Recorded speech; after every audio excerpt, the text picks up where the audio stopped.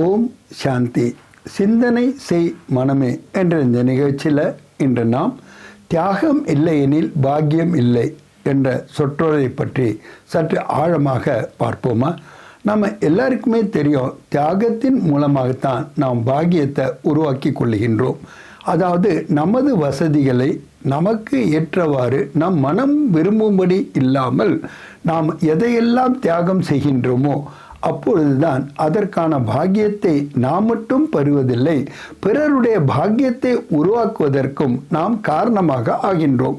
ஆகவேதான் பாபா கூறுகின்றார், தியாகம் இல்லையெனில் பாக்கியம் இல்லை என்று. ஆனாலும் தியாகத்தையும் தியாகம் செய்யக்கூடியவர்களாக நாம் இருக்கின்றோம். இதில் ஒரு அதிசயம் என்னன்னா, தியாகத்தை கூட தியாகமாக இல்லாமல் பாக்கியமாக அனுபவம் செய்கிற பாக்கியசாலிகளாக நாம் இந்த புருஷோத்தம சங்கம யுகத்தில் தான் இருக்கிறோம். எங்கேயாவது நாம் தியாகத்தை பாக்கியமாக அனுபவம் செய்ய முடியும்னா நிச்சயமாக இப்பொழுது மட்டும்தான் முடியும். ஏன்னா விஸ்வ கல்யாணக்காரி பாபாவனுடைய குழந்தையாக நாம் விஸ்வ கல்யாணக்காரியான இந்த சங்கம யுகத்தில் தான் இந்த அதிசயிக்கத்தக்க ஒரு அனுபவத்தை நம்மளால் செய்ய முடியுது. ஆக நாம் ஞானி ஆகிறோம் அல்லது யோகி ஆகிறோம் அப்படின்னா அதுவும் தியாகத்தினுடைய ஆதாரத்தில் தான். பழைய உலகம், பழைய சம்பந்தங்கள், பழைய உறவு முறைகள் மற்றும் பழைய சுபாவ சம்ஸ்காரங்கள், இதிலேருந்து நாம் தியாகம் பண்ணாதான் இந்த பிராமண வாழ்க்கையை நம்மளால் அனுபவம் செய்ய முடியும். அதனால தான் பாபா சொல்கிறாரு, தியாகம் இல்லையெனில் பாக்கியம் இல்லை என்று கூறுகின்றார். இந்த புருஷார்த்தத்தில் கூட நாம் இந்த சோம்பேறித்தனம் மற்றும் அலட்சியம் இந்த ரெண்டையும் தியாகம் பண்ண வேண்டியிருக்கு.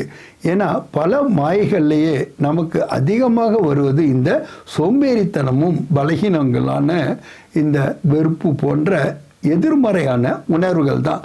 அதனால தான் பாபா சொல்கிறாரு, இதே கூட நீங்கள் தியாகம் செய்பவர்களாக இருக்க வேண்டும். ஏன்னா சில நேரம் நான் மைப்பன் அவர் மேராப்பன், இது கூட ஒரு பெரிய பந்தனமாக வந்து விடுகின்றது.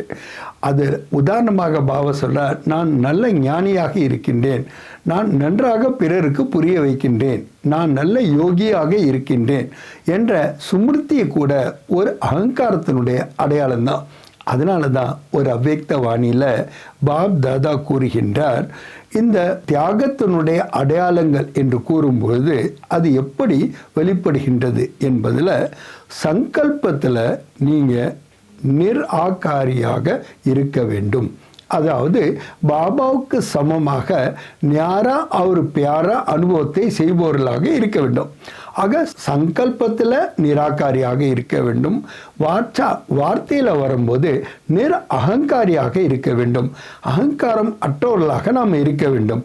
அதுக்கு பாபா சொல்றாரு, ஆல்டர்னேட்டிவா நீங்கள் எப்போதுமே மதுரத்தா மற்றும் நிர்மாணத்தா இந்த ரெண்டும் நிறைந்த வார்த்தைகளை மட்டும்தான் உங்களால் பேச முடியும். மூன்றாவதாக கர்மத்தில் வரும்போது நீங்கள் நிர்விகாரியாக ஆக வேண்டும், விகாகங்கள் அற்றவர்களாக ஆக வேண்டும். ஏன்னா நம்மளுடைய ஒவ்வொரு கர்மேந்திரியங்கள் தான் நம்மளை ஏதாவது ஒரு விகாரத்தில் மாட்டி விட்டுடுது. ஆக நம்ம நிர்விகாரியாக ஆகாமல் நம்ம சர்வகுண சம்பன்னமாகவோ சொலாக்கலா சம்பூர்ணமாகவோ ஆகவே முடியாது. அதைத்தான் பாபா சொல்கிறாரு, நீங்கள் பியூரிட்டியை ஃபாலோ பண்ணுறீங்க. அதாவது உங்களுடைய மகாதானி வரதானி சொரூபத்தில் நீங்கள் இருந்தால் மட்டும்தான் உங்களால் இந்த குணாதிசயங்களை பெற முடிகின்றது. ஆக தியாகம் என்பது எத்தனை பெரிய பலன்களை, எத்தனை ஜென்மங்களுக்கான பாக்கியங்களை சாட்சியை நமக்கு வழங்குகின்றது என்பதை நம்ம பார்க்கும்போது தான் தியாகம் நமக்கு ஒரு பெரிய பெருசாகவே தெரிகிறதில்லை. ₹1 டிக்கெட் வாங்கிட்டு 1 லட்சம் விழுந்தால் ₹1 நம்ம செலவுன்னு சொல்ல மாட்டோம்.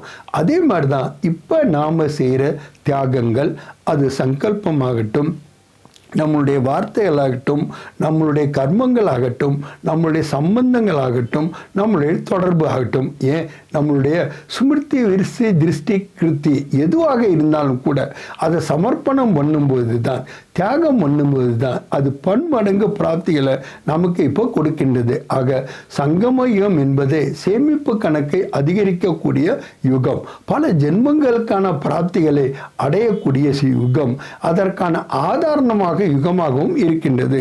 அதனால்தான் பாபா சொல்றாரு, தியாக கோபி தியாக கருணாக, தியாகத்தை கூட நீங்கள் தியாக செய்பவர்களாக இருக்க வேண்டும், அதுதான் உண்மையான தியாகம் என்று.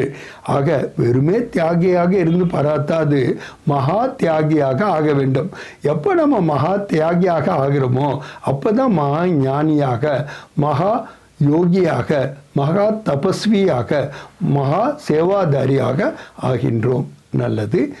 ஓம் சாந்தி.